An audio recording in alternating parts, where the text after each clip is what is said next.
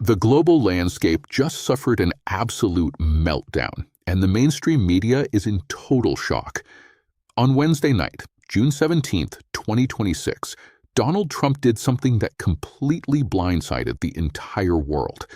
While the press corps was busy tracking his public statements at the conclusion of the G7 summit, Trump sneaked away to a private dinner with French President Emmanuel Macron at the historic Palace of Versailles. Behind closed doors, without warning, and completely bypassing the cameras, Trump signed a monumental, war-ending interim peace treaty with the Islamic Republic of Iran. The text of this 14-point memorandum of understanding immediately triggered massive chaos. Critics are calling it a historic surrender, noting that Germany signed its own humiliating treaty in the exact same location back in 1919. The shockwave hit global energy markets instantly on Thursday, June 18, 2026, with Brent crude and U.S. West Texas Intermediate dropping sharply as the United States officially ordered the immediate lifting of its massive naval blockade. In a sudden shift, Trump authorized the reopening of the strategic Strait of Hormuz for a 60-day truce window.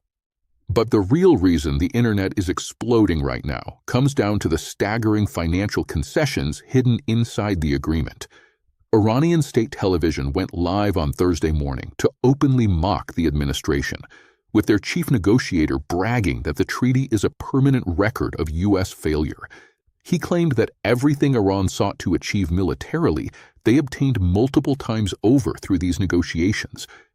The leaked terms reveal that before formal technical nuclear talks even begin, Trump has agreed to allow the large-scale release of up to $12 billion in frozen Iranian assets in exchange for Tehran diluting its enriched uranium. When cornered by furious reporters at a joint press conference alongside Egyptian President Abdel Fattah el-Sisi, Trump was visibly triggered. Defending the massive financial shift, he fired back at the room, downplaying the concessions and aggressively insisting, "It's their money. We aren't giving them our money. We are letting them have their own money back so the ships can start moving." He argued that releasing the frozen funds was the only way to prevent an imminent global economic depression caused by the paralyzed shipping lanes. However, immediately after defending the deal, Trump pivoted into absolute, terrifying, maximum pressure. He made it crystal clear to the press that this interim treaty is not final and acts as a massive trap.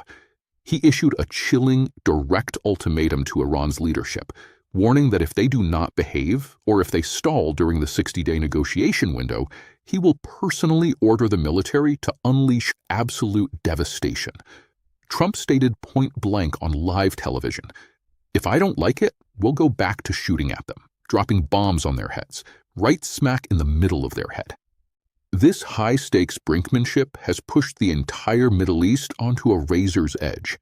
While Iran's president celebrated the initial signing by displaying the signed document on state media, their proxy forces are treating this as an absolute victory.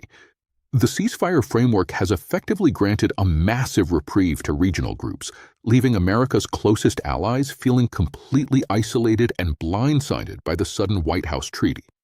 The biggest wildcard right now remains Israeli Prime Minister Benjamin Netanyahu, who has already vowed to completely ignore the ceasefire terms. Netanyahu's cabinet has declared that Israel does not consider itself bound by a treaty signed behind closed doors in France, asserting that the Israeli Defense Forces will continue to launch strikes in Lebanon whenever and wherever they see fit. This open rebellion from Israel threatens to shatter Trump's agreement before the 60-day clock even officially ticks down, as Tehran has already warned that any continued strikes will void the treaty entirely. Trump is gambling his entire presidency and foreign policy legacy on this single chaotic piece of paper. He is betting that the economic relief from opening global oil markets will stabilize inflation at home, while using the threat of total military annihilation to force Iran to permanently dismantle its nuclear program. If the strategy works, he achieves an unprecedented peace deal. If it fails, he has handed billions of dollars to a volatile adversary right before a massive war restarts. What do you think about Trump's sudden, secret treaty signing at Versailles? Was he right to unlock the billions in frozen cash to stop a global economic depression? or did he just walk right into a massive trap? Let me know your thoughts in the comments below.